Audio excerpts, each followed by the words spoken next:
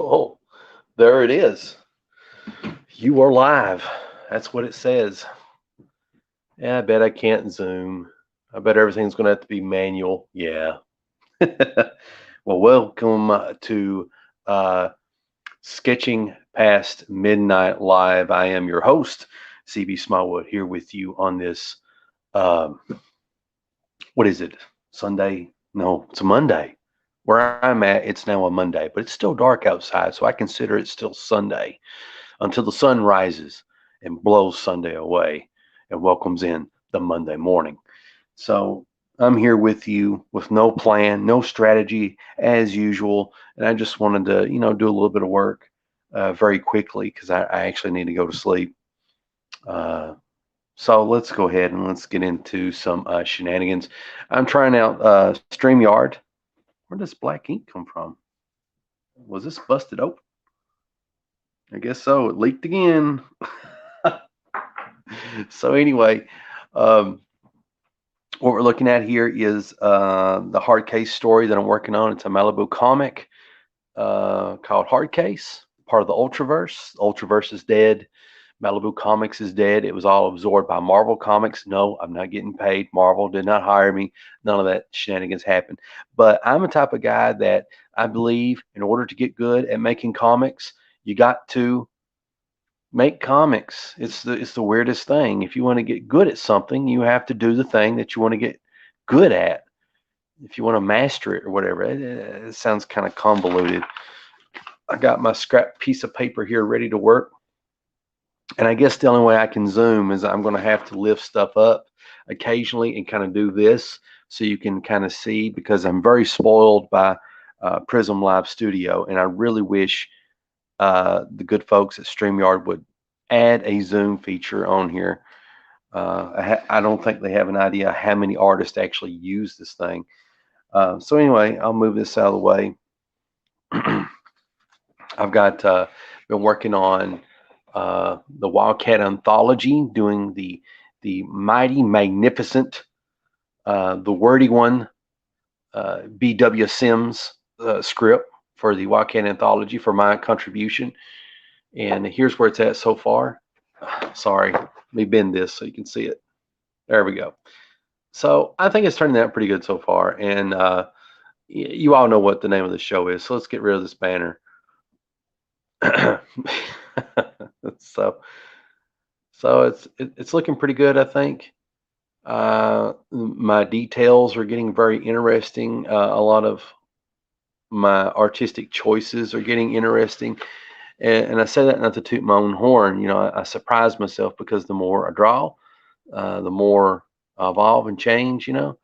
I've got my letters written out here. Now, some of you may say, why do you do that? Why not just do that digitally? Well, there's some stuff that I do digitally, but now if it looks like it might be a tad a little bit complicated or a tad bit difficult to pull off, then sometimes it's just easy for me to just go ahead and like draw it in.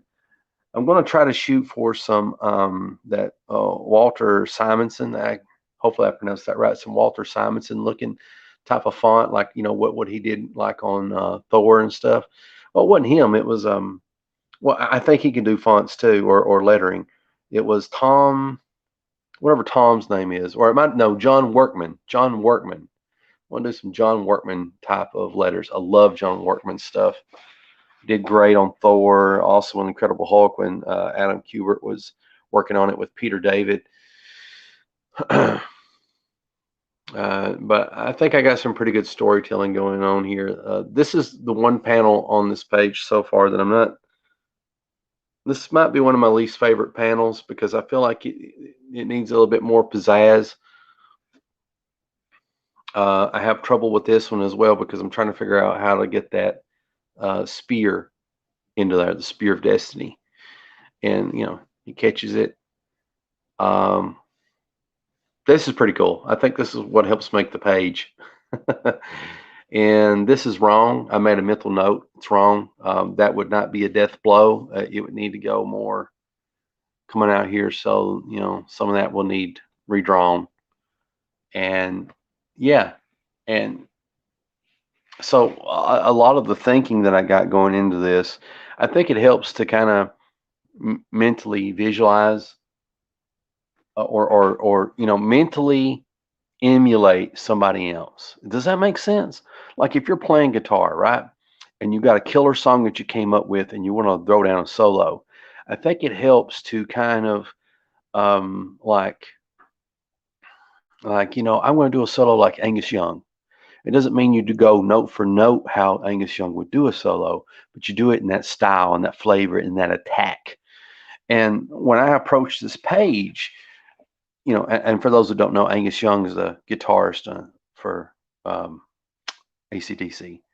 But when I look at this page, when I go to attack it, I'm like, there's 1, 2, 3, 4, 5, 6, 7, 8, 9. There's 9 panels here. Who draws 9 panel stories like nobody else and adds loads of details, and in a lot of the things in the panels look, I think, amazing. Sometimes some stuff's better than others, but still, to draw that little tiny details and stuff like that, who does so good at that? And the guy who does is George Perez. Do I want to draw just like George Perez? No, but I want to capture the essence of how he makes 9 panels, 8 panels on a page sing. Because a lot of my favorite artists, guys like Rob Liefeld, uh, Mark Silvestri, especially when he started doing the Cyber Force and Darkness stuff. Although I do like his Wolverine and X-Men run, people like Jim Lee, gosh, I don't know, on and on it goes. You kind of get the idea. They typically they'll do like 5 panels, 6 panels, at the most. They can do more, um, but for explosiveness, the less panels you have, the more in your face it can get. Um, but when you're trying to tell a story, you need lots of panels. So I'm going to move this to the side. That's just a little, I don't know what you call it. Let me show you the hard case stuff that I'm working on. Let me try to organize here a little bit better. Oh boy, I got all kinds of things. Let's see, put this here. Okay, I'm getting organized. I promise, folks. You'll see some things here. All righty. Here is the hard case story. A lot of you have already seen this, but that's okay. This is for anyone that hasn't seen it, and if you like to see the progress that I made on it. Hard case, part of the Ultraverse, part of Malibu Comics, which got bought by Marvel, and then Marvel, after a few years, canned it and threw it away. They own it. They just don't want nobody else to own it. They was afraid that DC Comics was going to buy Malibu before they did, so that's the reason they bought it. I'd like to think that DC Comics probably would have did something with um, the Malibu, the Ultraverse, because the most valuable thing for DC, in my opinion, was Ultras, which Ultras are Malibu Comics versions of mutants. So it would have made creating new heroes and villains a lot more simpler. They could have done some cool stuff with it, but Marvel bought them out and canned them. So anyway, so here is the what would be the cover. I got room up here to put the logo, hopefully, and then the Malibu Comics logo I'm going to put on here, and then I'm going to put like I think it might be called like a blurb or somewhere on here, And then over here, we've got the first page, and if I did my job right, well, we should be able to see a little bit of the mayhem and the destruction of present day Los Angeles. Just things didn't go too hot for it.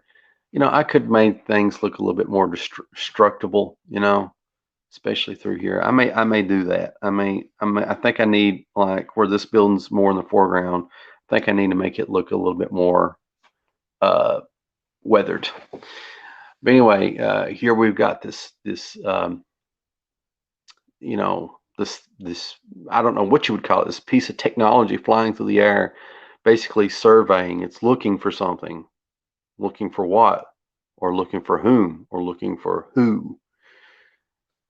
Here we've got uh, put on the rooftop of a building, help us, and what appears to be two humanoid forms. How long they've been laying there, I don't know. How long this was written is unknown. Well, I know, but here we got our first shot of the interiors of Hardcase looking on. Now, originally I had him looking up, but I didn't. It didn't look cool. Okay, it didn't look cool. Now he could hypothetically still be looking up because I do have his nose pointed up, so that would suggest an angle there. And here we've got the thing doing its thing, and he's watching. Okay, and now we can see he is looking up, and then this thing's like, going across the sky, high rate of speed. It's scanning, it's looking, it's doing something. I like this silhouette, pretty nice. Now we got this page, and this page was kind of iffy to me at first, but I made it work. So we get our first bit of Hardcase in the interiors in all his glory for the most part. And there he is doing his bit. There is some problems I have with this page. Not going to say what they are because I feel like if I point them out, you'll be too busy looking at the problems as opposed to looking at the page. There's one big glaring problem, but I love this panel. This panel looks professional. And also I don't know, it just oozes stuff from my childhood, in terms of just, yeah, it just looks professional to me anyway. But yeah, here's this page. Okay, so now we got Hardcase, and I don't know if you can tell, but he's got like his earpiece, and he's talking to somebody. He's having a conversation, and I got this. If you say this blacked out area looks very empty, that's okay because your good friend CB Smallwood is on the case, and I'm going to fix it because this was intentional. What I'm going to do is digitally, I'm going to put a lot of dialogue here. I'm going to fill it up, word balloon or two. There's gonna be some stuff written here, so that's going to fill that up nicely. It's going to be some talking and a little bit of storytelling, like a narrator style. Now we've got these other two pages that I'm still crafting here. So what I was thinking is, since he's talking here, who is he talking to on the earpiece, right?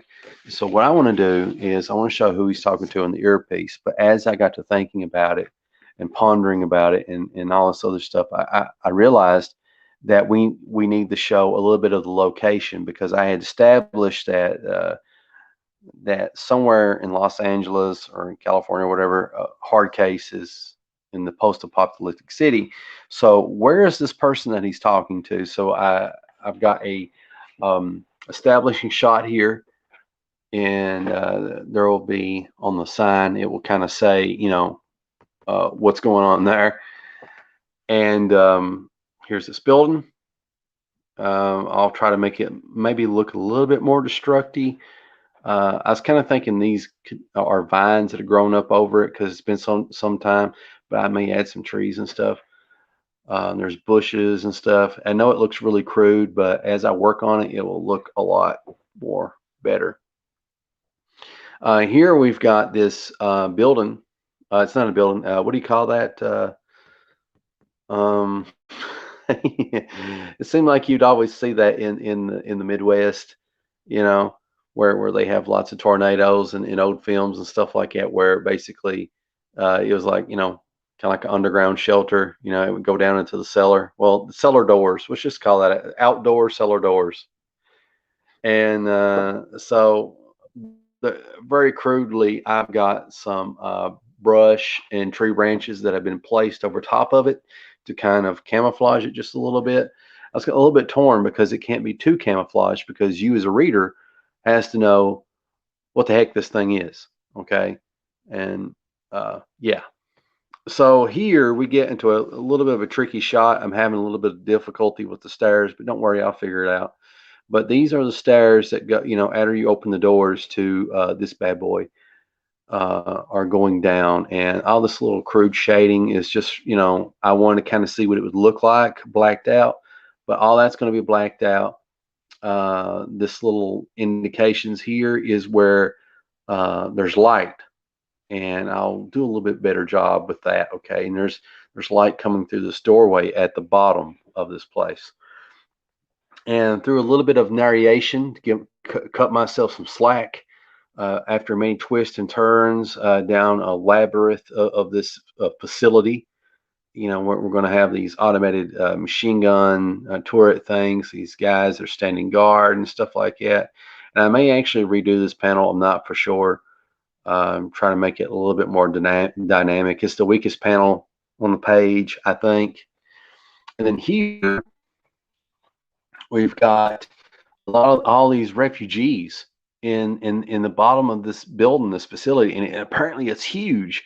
I mean, this is like, uh, I mean, by the scope of these people in the background, uh, this is like twice, three times, maybe four times the size of a gymnasium, just this one room alone. And I got a lot of people that are, trying to eat food, eat grub. Got one guy complaining here. I got somebody on guard, and there's probably more guards in the crowd too as well. And then we've got our first shot of Leela Cho, who was the leader of the Solution. Okay, this mercenary group, and so now we see who he's talking to. I may do away with the gesture of her talking with the earpiece, but I don't know. I'll have to think about it because she's supposed to be kind of cybernetic. But whatever. So now we get to this page here where we see Leela Cho in her full glory. I don't know if you can really tell yet, but as far as the hands go, like I'm thinking about adding a big long gun and maybe going across here, across there, but I want it to look natural with the pose that she's got, and I don't want it to really cover any of her body. I want you to be able to see her body in full. And I still haven't added, a couple other details because I need to figure out the placement of the arms. I pretty much got it. This guy back here is going to be one of the guards. And let's see, up here we've got in this panel, she is walking to another part of this facility that's underground, and here's this high-tech room. These guys are just kind of sitting in their chair doing their thing. What is this, a tear? Oh gosh, it's a tear. Figures. But and they're in this room doing their thing. There's two guards standing post at this little area. And, again, I'm still working on all this. Here she is. She's looking down, looking at these monitors. Here's a guy, got a helmet on, whatever, because for whatever reason, it just looks cool to have a helmet. And now we bring it on back home. We bring it back to where it started. We've got hard case still in the city. Indication of like a city street, some crude drawn cars, some rubble, and he is still talking to Lila Cho here. He's talking to her, having a conversation. The two of them are, so this whole thing is just her having a conversation with him, and talking about what it is he needs to do and all this other stuff, And so what I'm hoping to do with all this is to establish the universe that I'm building, the ultraverse of present day, which is like an apocalyptic hell, if you will. And so that is pretty much what I'm trying to do.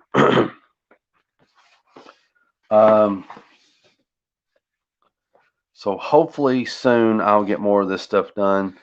I'm going to enjoy doing this page. I think this is going to turn out really cool. This will be one of the fun ones if I can pull it off right.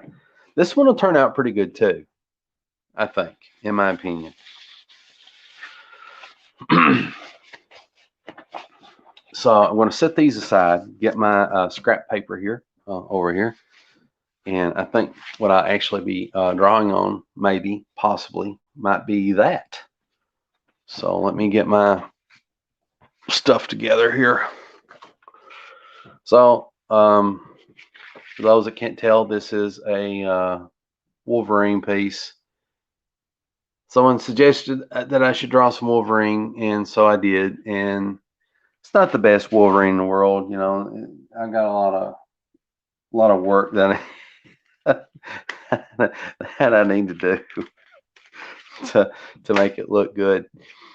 Got my handy dandy brush.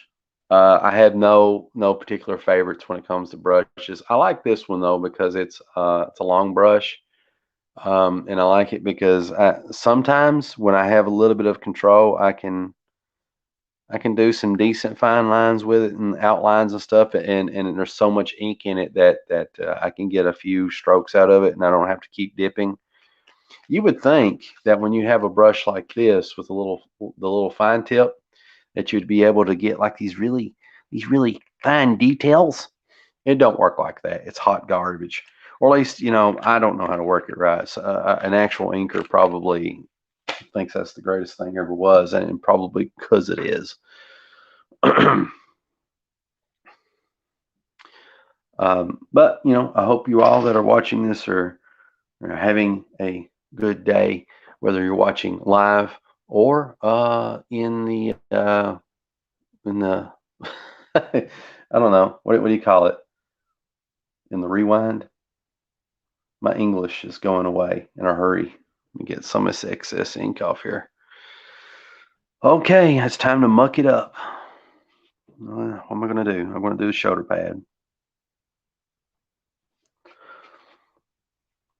Now, sometimes I just like using, like ink pens and crap to do some type of inkings, some kind of fine detail inks because, sorry, you can't see what I'm doing. Now, I would zoom in if I could, but like StreamYard doesn't let you do that. I'm used to using Prism Studio, and I was having a little bit of trouble with it, so I was just like, I just use StreamYard for this right now. But anyway, as I was saying, when it comes to inking with this brush, it's a wild, uncontrollable beast. You're really at the mercy of it. And when there's stuff that I'm very particular about, that I really care about, that I don't want to muck up, I'll just go ahead and use like a regular ink pen type of thing, Oh boy. I'm getting into some very delicate areas here. Nope, nope, nope. See, you can already see how this is going all wrong. It's going wrong in a hurry. Oh man. That's okay. The cool thing about being an artist is if you mess up, there's a chance that you might be able to fix it. And better yet, you can just draw it all over again. And that's kind of like my attitude these days, when it comes to making comics, doing fan arts, and all these, wacky doodle things is, when you mess up, you have such a fear, such an anxiety about making a mistake. And that actually makes you worse. And the thing is, you just have to have confidence in yourself that hey, I can do this thing.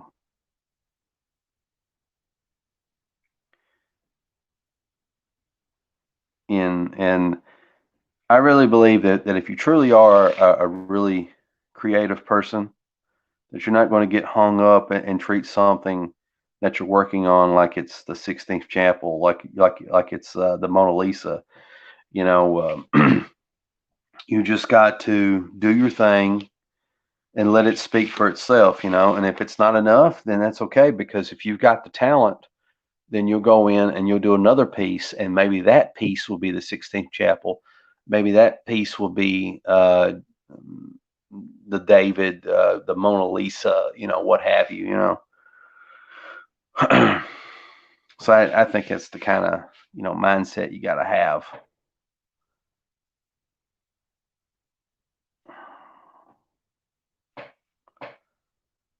These inks are coming in thick. I may have to abandon this brush here soon.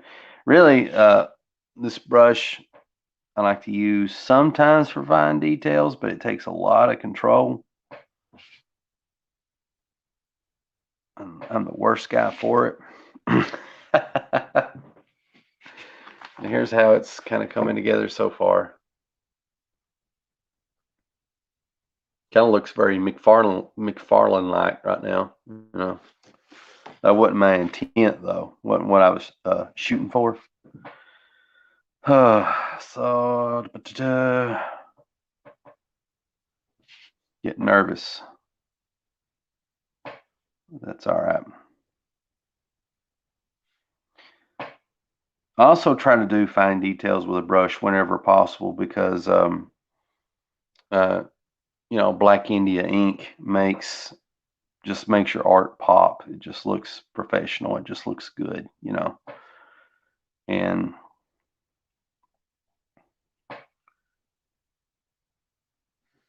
everything just looks great. I'm still learning a lot of the tools of the trade, you know. I'm sure other artists have got it figured out down to a T, you know, pens that you can use to achieve a certain look, you know, and it still come out, you know, looking great. Got that good dark black inks, you know.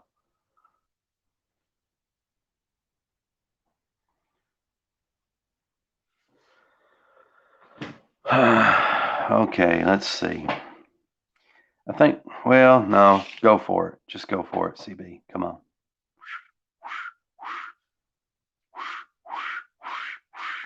Does the sound effects help? I feel like it does. I don't know.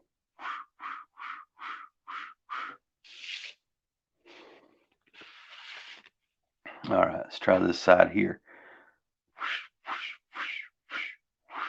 Ah, shucks. All right. Just gotta roll with it. I'm gonna leave the face alone. I'm breaking my golden rules when it comes to inking faces. Never use a brush inking the face. You're gonna mutilate it if you don't.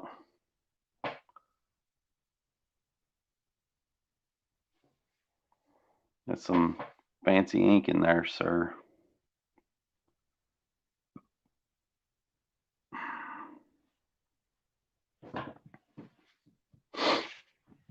Okay.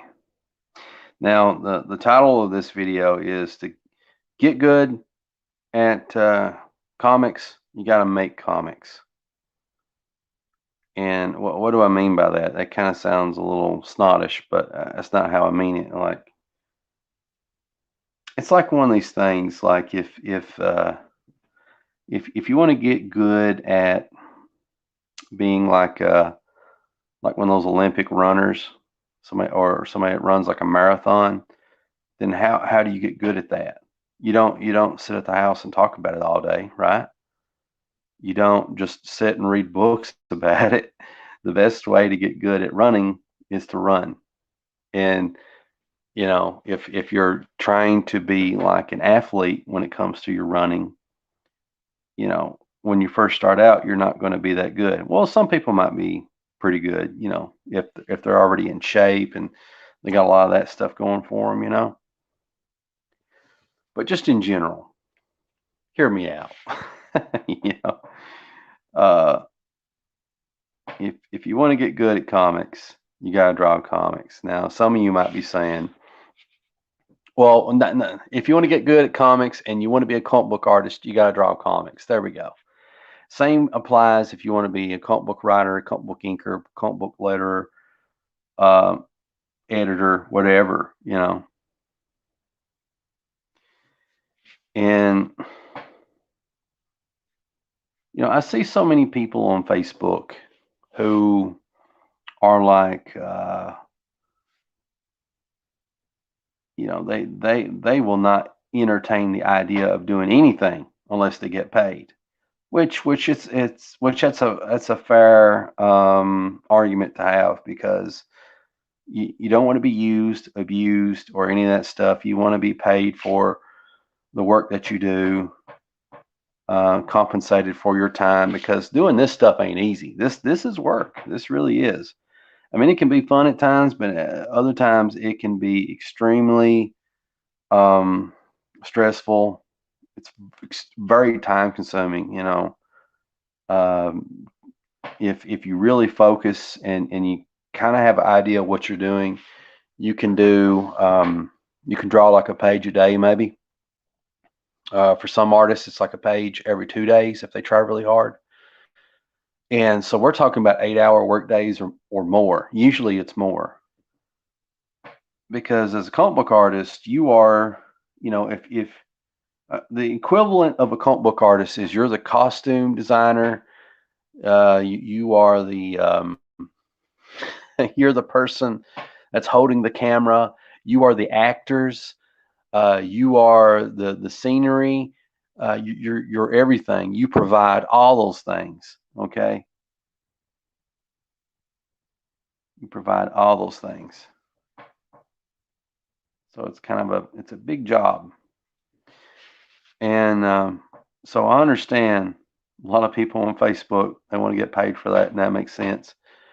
But at the same time, if you're just starting out, you know, if you're just getting out there, getting started, you can't sit around and wait for Marvel Comics, DC Comics, Dark Horse, Boom, Dynamite, IDW, you name it. You can't wait for them to give you work. You got to draw comics. Draw your own comics if you're very particular about things, or draw somebody else's comics. For free. That's right. I said it. I said the dreaded words, for free. Now, at some point, of course, you do want to get paid, unless you're very extremely passionate about this, then you're going to make comics one way or another. And that's what it really comes down to.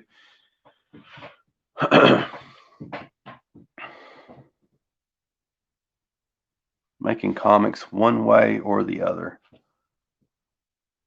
And that's kind of my mindset. I'm very, very, I like to think I am very passionate about trying to become a comic book artist for a living. And really, the only way that I know to do it is just keep making comics. And the great thing about it is, even though I'm working for free 99.9% of the time, 100% of the time, there is no 99 point whatever, it's 100% working for free. Even though I'm working for free 100% of the time, what's happening is I'm getting better. People are noticing what I'm doing, taking notice. I'm making friends, or at least I think I am. Sometimes I rub people the wrong way when I don't mean to. I'm making friends, networking, doing all these things, and at some point, I would hope that these skills would culminate and build toward a career in comics one way or the other. Either making my own comics, or working for somebody else and making comics for them.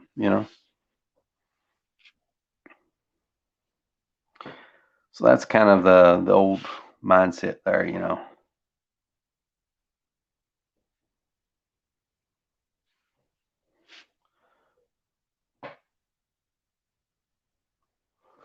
Toot, toot, toot. So far, this brush is doing all right with these medium level details, even though it's kind of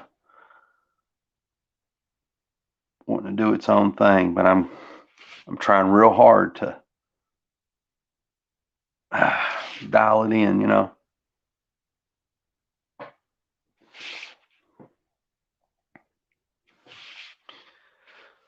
Oh, here's the leg I'm working on. Focus camera, come on, it ain't that hard. You piece of technology, you.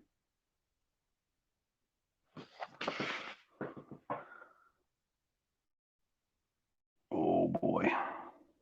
I don't think I have enough ink to pull it off me. There we go. Oh, shucks.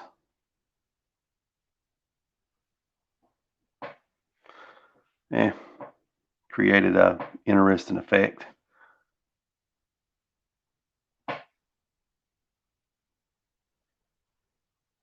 Sorry that I'm getting quiet. I'm just getting very focused on what I'm doing and don't want to mess up. I'm already kind of messing up, but it is what it is. You know what I mean? Mm-mm-mm-mm. Okay, just come in here and do a little bit of this. So as I was saying, you know, if you want to get good at comics, you got to make comics, whether you get paid or not. You know, you can't sit around and wait for someone to give you work. You got to create your own work, and you have to understand, you know, everybody that was ever somebody, you know, had to start somewhere, you know, and we all, well, not all of us, but I think most people kind of want to just start from the top, you know. But that's not the way it works, is it? Not the way it goes.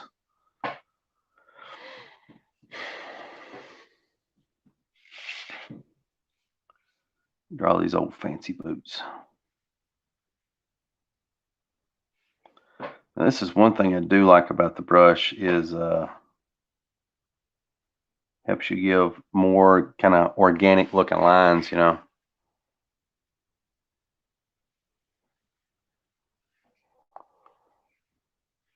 Kind of running out of ink. I shouldn't do it, but I'm doing it anyway. Let's see here.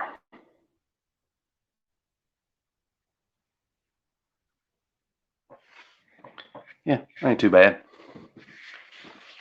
I think old Wolvie's coming together fairly well.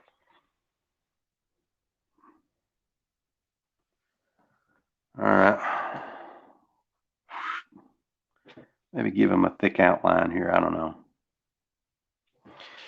I like the thick outlines that I can't pronounce his name, but Mike Wendigo, Mike Winago. He passed away like several, probably over a decade now, over a decade ago, if I had to guess.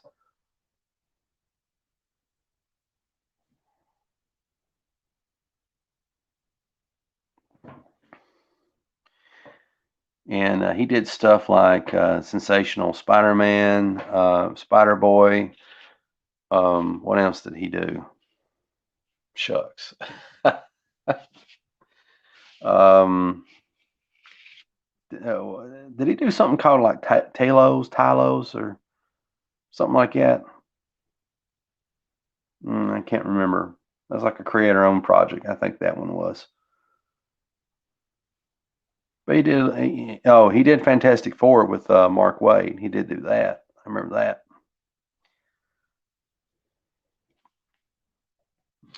Anyway, I always liked these thick outlines that he put on there. Maybe it was his anchor, but I like to think that he was probably the one that kind of did that. You know, it really made the art pop, and so I try to incorporate that in what I do. And the art that I do is kind of, when I really go at it, it's very detailed. You know, and so sometimes it kind of seems like that's kind of the opposite of what you do when you have a very detailed looking style.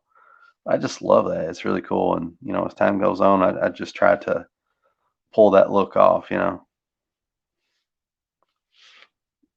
I just think it's so cool. I don't know what you call it. The Wendigo, the Wendigo outline.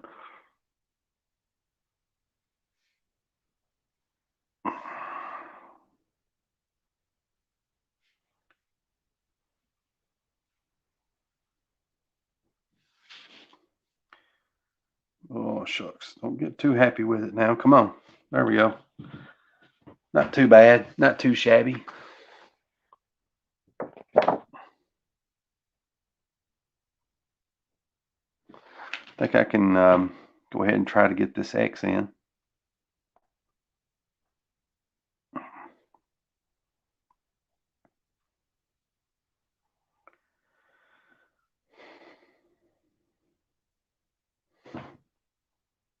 Some of you may argue, CB, I want to be a writer, artist, inker, letterer, um, you name it, whatever, when it comes to comics, right? It's not just that simple. I can't just start making comics. And listen, uh, I hear you on that. Maybe you feel like you don't have the skill. Maybe you don't feel like you have the wherewithal or whatever it is to do it. But I promise you, you can. And you have to understand when you first start out, especially when you first start out, it never really goes away. You're going to suck. You're going to be very terrible at, at comics. That's just the way it is. Um, that's the way it is for most people, except for Arthur Adams. Apparently, he was always great. But for us mere mortals, we're going to be terrible at this business of making comics. And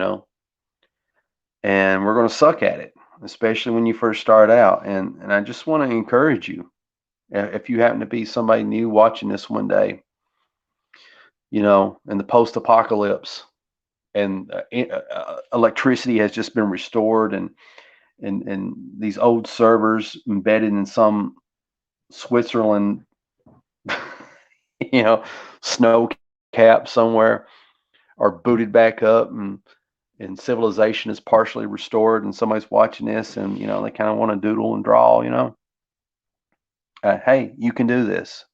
You really, really can.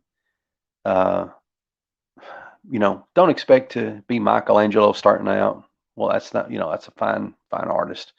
Don't expect to be Jim Lee starting out. How about that? How about that? But shoot to be Jim Lee.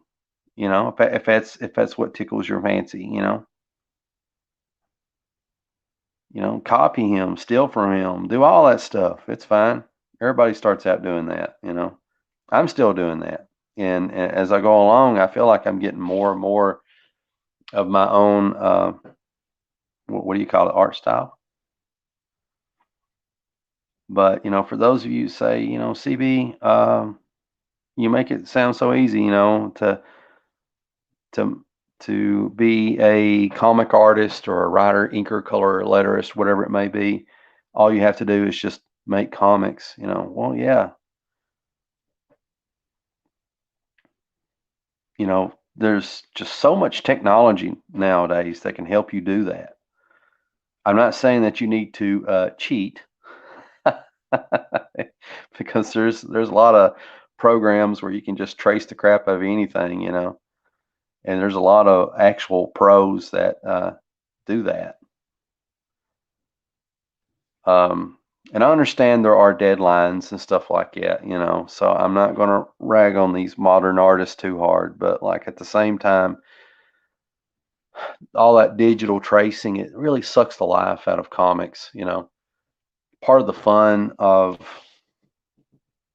being a comic book artist is you are interpreting life through your eyes.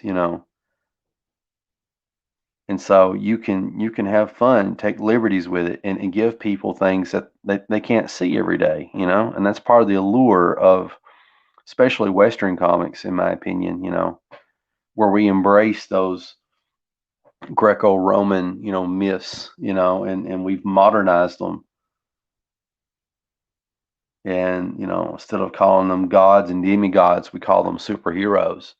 And you get to see things that you don't get to see every day, through these tales that we wove. Just carrying on that classic tradition.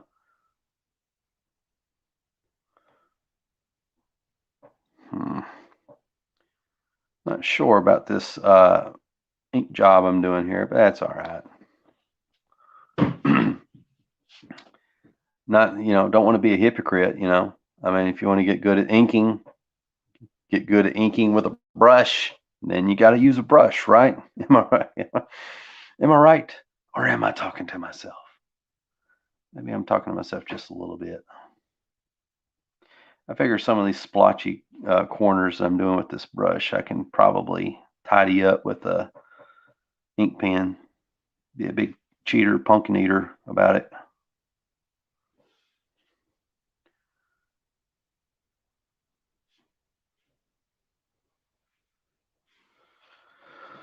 Okay, so there's that.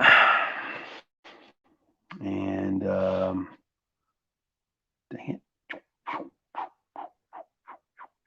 That's some thick lines. It's not what I was going for at all, but whatever.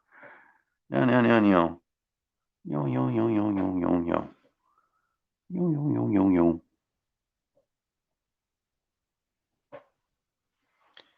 It is what it is,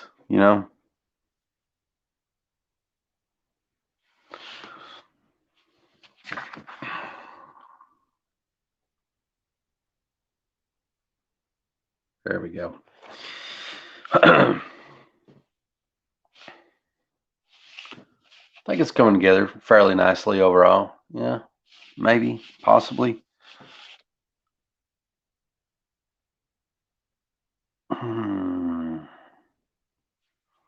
That's the world's most satisfying ink line. I even had to grunt when I was inking it. What's that say? What's that say about me?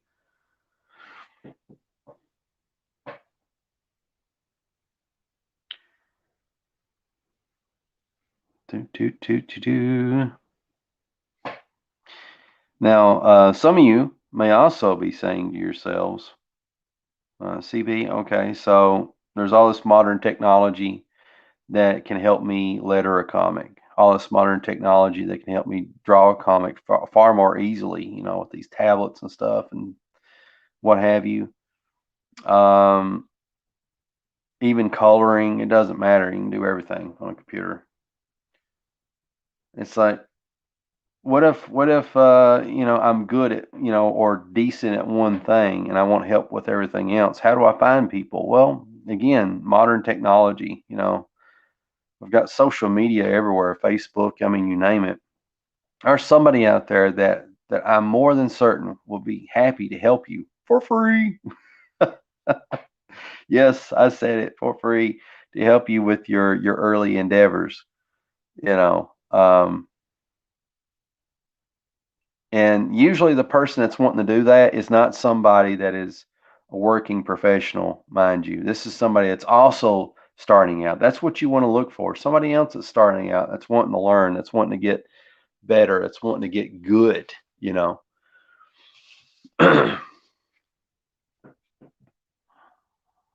I think I'm just going to black his mask out.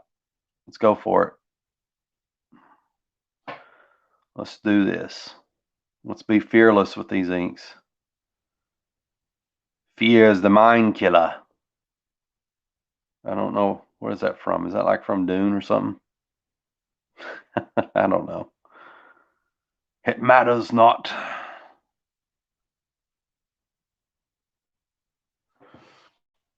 It looks cool though. Slapping that ink on his mask. I think what I'll do is, almost cussed. I don't mind cussing, but at the same time, I don't think anyone should be gratuitous. There we go, gratuitous with their cussing. They shouldn't be overbearing with, not be a sailor. But at the same time, how is it my place to tell anybody else how, what they can say or not say? Yeah, it's just my opinion. That's what it comes down to. It's my opinion. I'm not a person that hung up on telling other people what they can and can't do. But for me personally, I'm all right with language. It's just you don't want to make a habit of being crude and crass, because then it just sucks the life out of cuss words. Because then if you really want to do some damage with them, really get a hammer a point across, then you've kind of sucked the life out of them by using them too much in the first place. So that's kind of my mindset on that. The philosophy of foul language by Z.B. Smallwood. It's gonna be my next novel after I get done with the first one. What is the first one, you asked? I don't know. I haven't started it yet, but when I do, we know what number 2 is going to be. I think that's going to be more likely. Number 2 will be Amazon bestseller. That's the type of stuff that people love nowadays. You know, forget about that classic literature. That's hot garbage. People don't want to touch that with a 10-foot pole.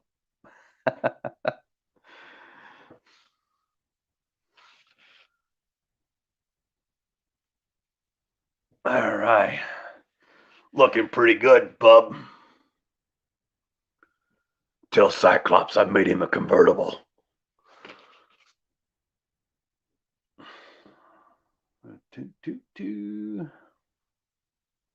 Okay, let's keep working, at least for a little bit anyway.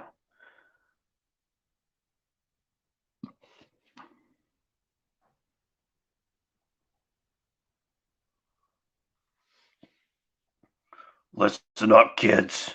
If you want to get good at drawing comics, you gotta draw comics, and a lot of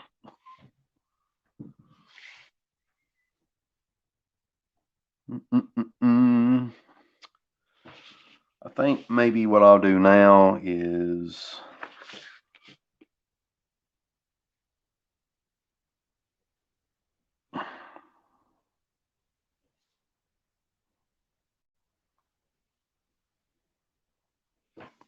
not liking how these squiggly lines are turning out. Looks pretty shoddy. I would like to use another word that is a foul word that would be adequate for what I'm feeling about this inking job when it comes to these shoulder pads. All I can say is it is not a pleasant word.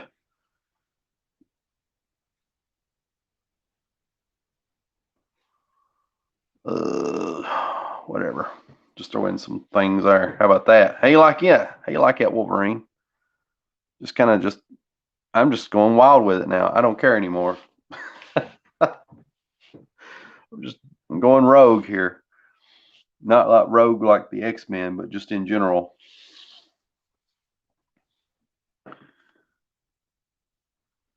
You can go rogue all you want, bub. Just don't let her touch you. I got you, Wolverine. You're right. She's got those powers where she can put you in a coma or suck the life out of you. That's why she always has to wear gloves. But I think in general, if you touch any part of Rogue, I think the same thing can happen. So like her whole body's kind of like a danger, So if you think about it, her whole costume, she's covered up from head to toe, type of scenario. Oh, let me give you another pro tip, if I will. Um, when you're inking and you color your own stuff, I don't know if you can tell this or not, but you see where it's like opened up here in this little notch. If you leave it like that and you scan your drawing in, you go to color it and you try to take shortcuts. And I'm not going to tell you how to do the shortcuts because it's too complicated. And you try to do the paint bucket tool and fill it in because you got that hole there. Um, if this tree is brown, now all your page is now brown. Yeah. So sometimes if you end up coloring your own stuff or you want to make it easier on the colorist, you fill in these gaps, even though they look cool. But then again, it's up to you. Good colorist, can do their thing. It's not going to hurt their feelings. But now, if you're coloring yourself and you're like me, and half the time you don't know what you're doing, save yourself a lot of trouble. Fill those gaps in. You will thank me later because it is a hassle.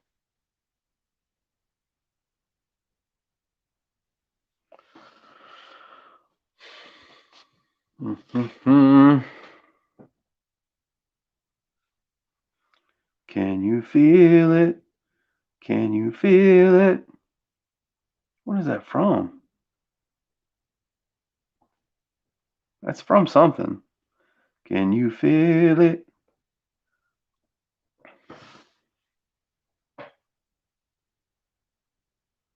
Look at these fine lines I'm able to pull off now. Uh, One day I'll figure this stuff out.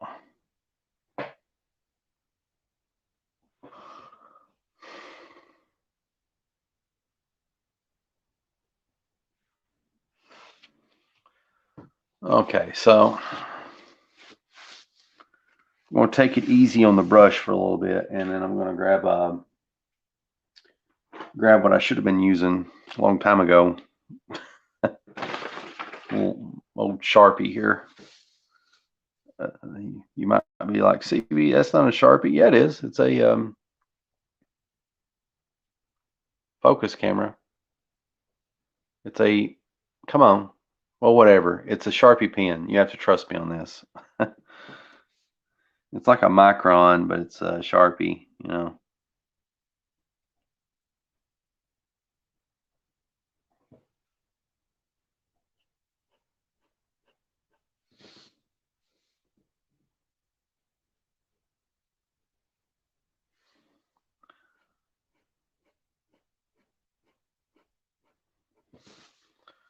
Must be the worst inks known to man. And I'm the one inking it. Come on now. That's some pretty shoddy stuff coming out. I don't like that. We can't have that.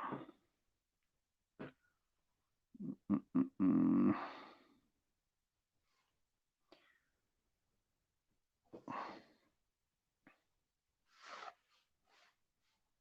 I think that looks pretty good.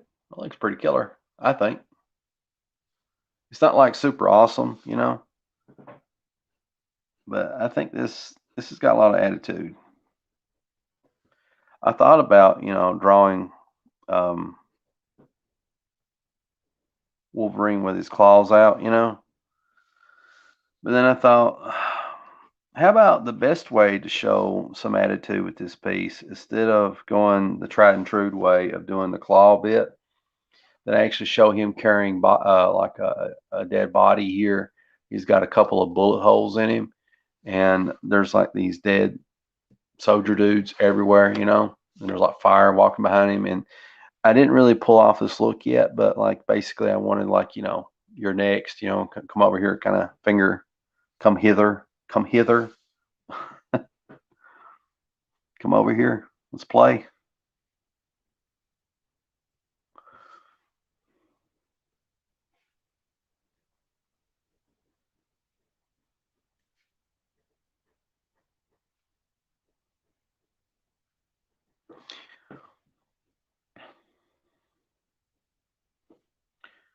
Okay.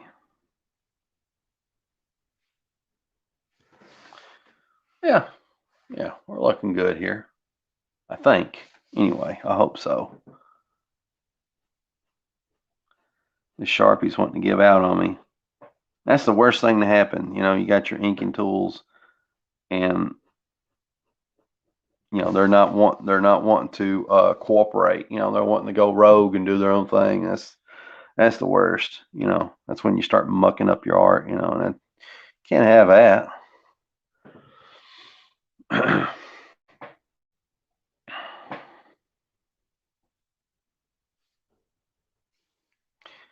So I'm going to finish up a few bullet holes here, kind of doing that business.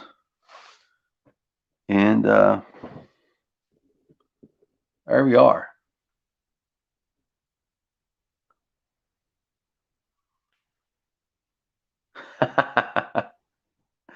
I got a few comments here that I missed. Shoot, I miss everything. Cult Film Video says, books suck. Now I know you're an artist. uh, let's see. Cult Film Video also says, a good artist. Glad to see you back. Good to see you back. Well, thank you. I really appreciate it. And it's good to hear from you as well. I just mainly been missing it because I've been having a lot of internet problems. My internet's very unreliable. I still have not fixed it. And part of my solution is in the future, I think what I'll do is um, I'm going to either fix it to where my phone has like full unlimited data because I have like a limited plan. And so that way, when my Wi-Fi goes out, I can just rely on that, unlimited data on my phone to kick in to save my butt when I'm live streaming and stuff like that. I think that would be beneficial, or at least that's the theory anyway.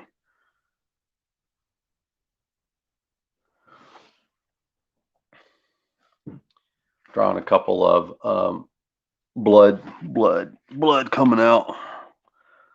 10-year old in me approves. Draw more blood. Blood is cool. We need some blood. Absolutely. 10-year-old CB. I'll give you all the blood you can handle.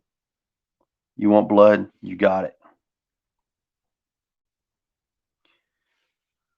Which is not mistaken, an awesome AC/DC live album, one of the best live albums of all time, in my opinion.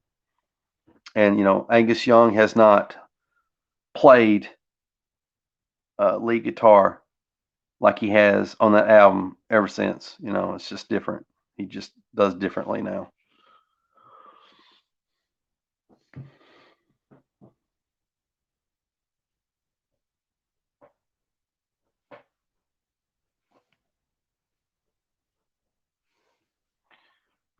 Boop, boop, doop, doop, doop.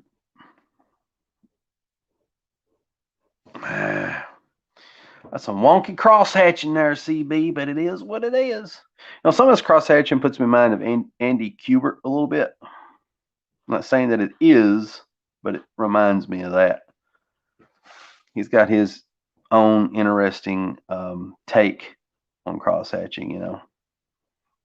I've actually been studying Andy Kubert a lot, and I've always liked the Kubert brothers. Andy and Adam, I thought their art was like phenomenal. Still is phenomenal. Well, Andy has kind of dropped the ball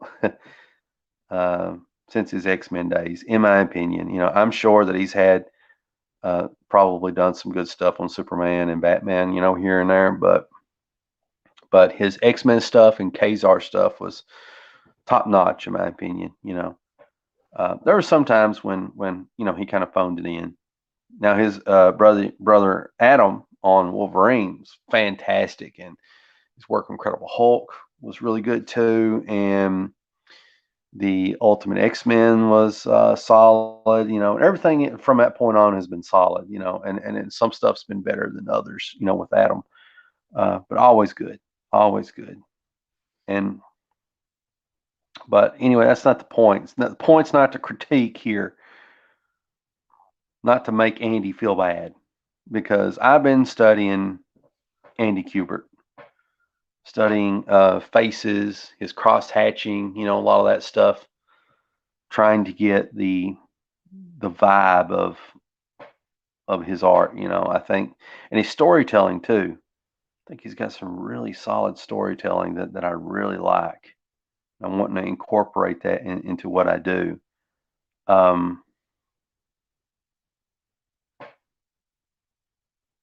I've been studying, these, that this pen is just it's letting me down here. Let's see what this one looks like. I don't know if this will be much better, but we'll try it. Yeah, I feel like this is an improvement.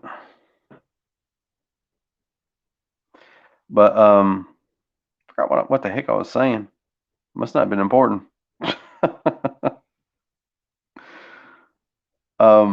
Yeah, studying old Andy Kubert stuff. from his X-Men days. And, there's a lot to learn there, Really like his layouts and stuff. I liked his cross hatching. I like storytelling. I like all that stuff. I think he did a really good job. Now sometimes when he kind of phoned it in, you could really tell he was phoning it in. So I mean there's that. But when he really tried and really gave it his all, there's very few people that could actually touch him, because he was that good, in my opinion. There was a reason, I suppose, that he ended up becoming the guy who took over the X-Men when Jim Lee left. Not many people could have took that job and ran with it. Now, granted, just because it's the X-Men, there's going to be a lot of people that would have bought it regardless, because there's still people that does that. you know. But um, I feel like you know Andy helped kept the sales up. Okay, so here's how it's kind of looking right now.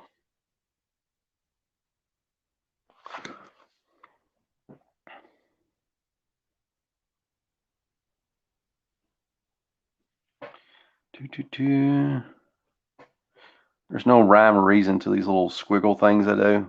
I kind of think of the feeling that I have when I do them is sort of Jack Kirby. I'm not saying it comes out looking like Kirby, but sometimes when I look at Kirby's art, when it comes to like when he draws like fine details, draws like leg muscles and different things like that, he just kind of slops it in there. He just does these little Kirby things, and that's just kind of how it goes. And and so that's kind of what I do sometimes. Sometimes it turns out looking pretty cool when I do that, and other times it just ends up looking like this. But it is what it is. But you don't know till you try. And you gotta be willing to make mistakes. That's the only way you can really get good at anything. You gotta let go of that fear, and you gotta allow yourself the freedom to be terrible. And that's what I was talking about a little bit earlier. For those that are afraid to even try to make a comic or anything, could be a novel, maybe pursue that acting career that you always wanted to do, whatever it might be. Maybe you got to let go of that fear. You're not going to be great at it starting out. Now, some people are. Those people are far and few in between. There's not many of those people that can do that. Some people are just hardwired to be excellent from day one. Okay, do not compare yourself to demigods. You're always you're always going to come up short. Now, for the rest of us mere mortals, which is the overwhelming population on this planet, don't sweat it, because all of us, when we start, we're terrible at what we do. We suck. And if you're waiting for someone to give you permission to be terrible, then I'll be that person. I give you permission to suck. Be as terrible as you want to be. And if you have that mentality to be as terrible as you want to be, you'll be fearless. And that's some of what you need in order to be successful as anything in life. I mean, of course, you can't be a moron, and go into life reckless with a lot of decisions and stuff like that. But sometimes you just gotta set the fear aside and just go for it. Go head first into it, with reckless abandon.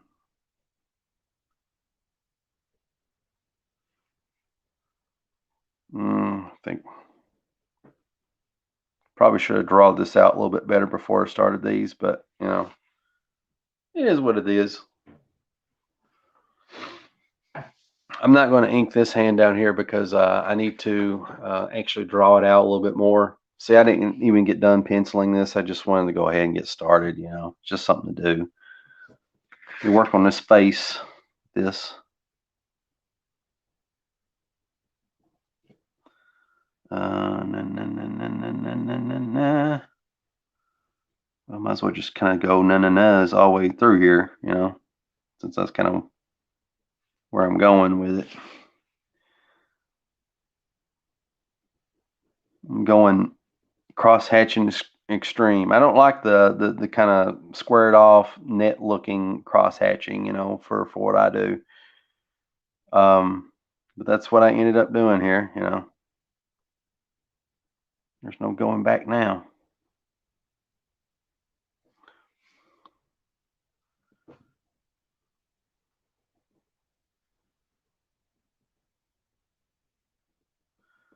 Putting in a little bit of, facial hair.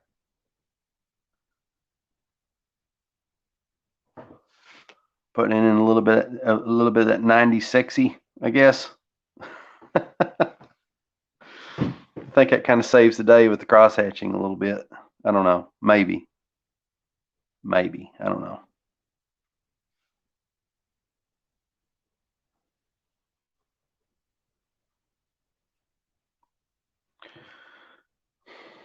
This is one of these things where you just have to keep whittling on it and see what happens. Sometimes the more you whittle, the more, cool stuff actually comes out.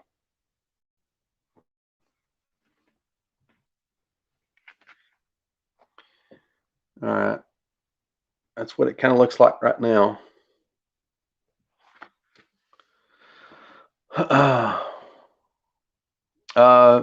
Cult Film Video says, you still working on your comic? Absolutely. Okay, I'll give you a quick update of what's going on with that. Well, first of all, what I'm doing right now, let me move this fan art out of the way, is I'm doing like several things at once, actually. I am working on a free comic about Hardcase, Malibu Comics Hardcase, part of the Ultraverse. And just doing a free comic to get my name out there, to get people interested in what I'm doing, and to get better as an artist, and just keep going, And so, um, yeah. I know I'm kind of going through these quick. I got 15% left on my phone before it crashes and dies. And here's the, kind of really rough looking next 2 pages of this story. And yeah, sorry. All right, so I got that right that I'm working on, and as far as like Wildcat goes, if I can dig them out here, give me 1 second. I think it's the rest of these. Let's see. There's that. Okay, I'm organized now. There we go. Sorry. Okay, so I'm doing a Wildcat anthology where different writers and artists and everybody's kind of getting together. All the CB Smallwood super friends have banded together, and we're making an anthology that we'll probably do like an Indiegogo or Kickstarter for, and each one of us are doing our own story. I've teamed up with a fantastic writer, V.W. Sims, and he did an 8-page story that I draw and illustrated, and there's like about 4 or 5 other artists that are involved with this project. Also a few writers. And so this is the page 1 of my contribution. Page 2.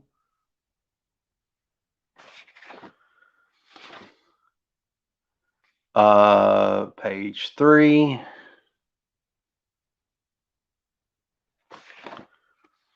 Page 4. I love that panel. If it'll focus, I think that's killer. I love that. This one's pretty cool too. I think this is page 5. I can't remember.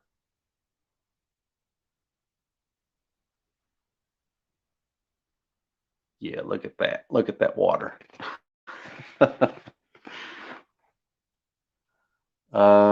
Page 6.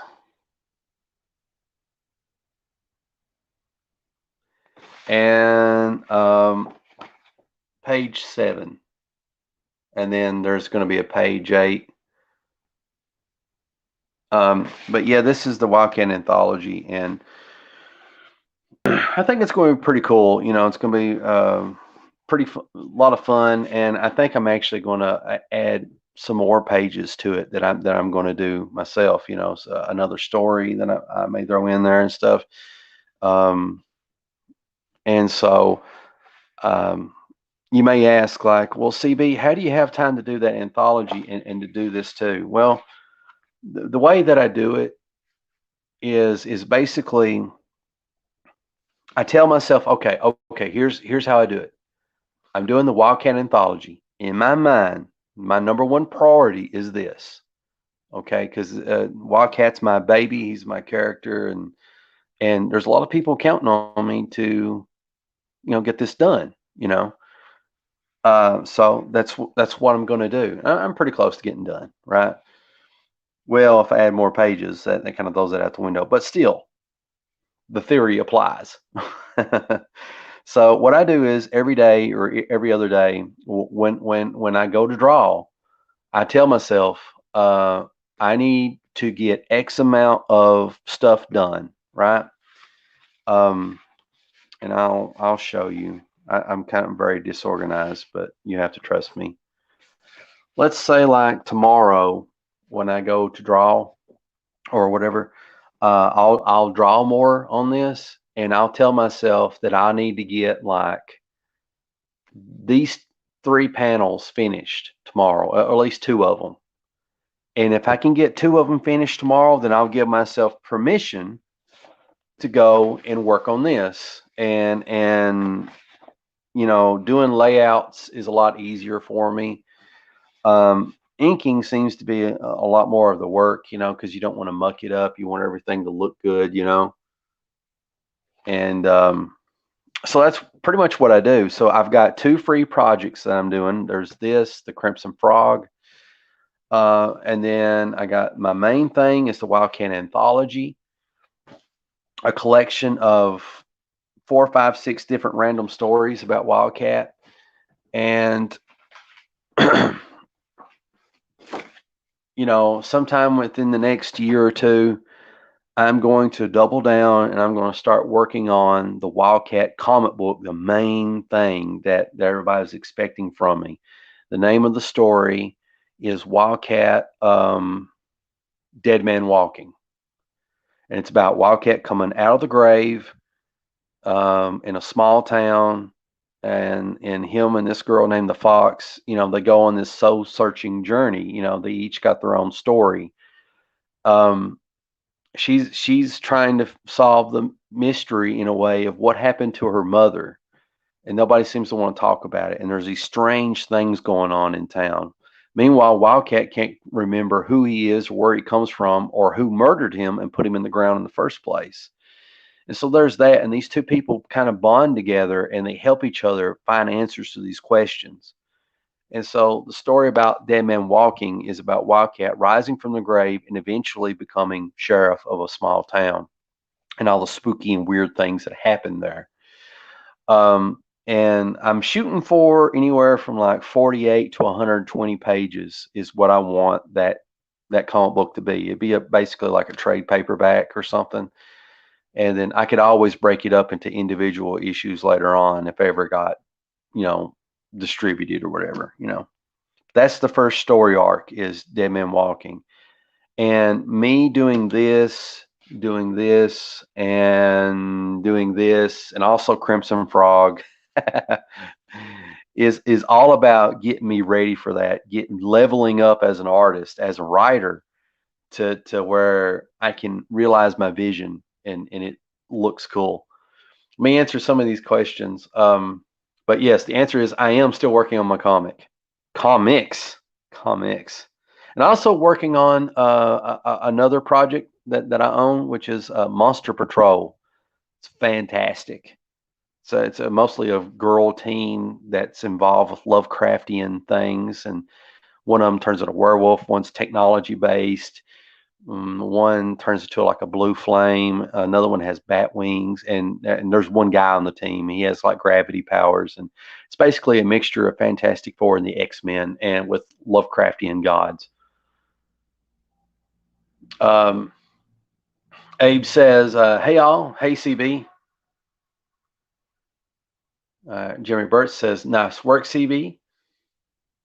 And that's pretty much all the comments, at least toward me. I only read the comments that are about me. That's how vain I am. So I got 6% left on my phone, and I'm really, really grateful that you all tuned in today. And for everyone that watches the replay, I struggle to find that word. What is the word I call old episodes? But thank you guys for watching live and the replay. I'll try to do another one of these videos soon. It's just hard for me to do them sometimes. And got a big day tomorrow. We'll see how it goes. I say that with a bit of dread. I'm very ominous. Very ominous. Uh, so for whatever project you guys and gals are working on, keep working. I see pretty much everything Ian's do. Ian's getting better every day, becoming amazing artists and writers and colorists and letterers. And for anyone that's wanting to start a project, no better time than now, baby. With 5% left on the phone, I'm trying to pump you up. Come on, you can do whatever you put your mind to it. It's not going to come easy. You're gonna have to work real hard for it, and you're gonna have to fail a lot and fall flat on your face, and no one's going to encourage you except for right now in this video. I encourage you. So keep doing what you're doing. I believe in you guys and gals. Okay. Much love. Much love. Okay. Until next time, this is CB Smallwood saying, love you, and I will see you in the next video.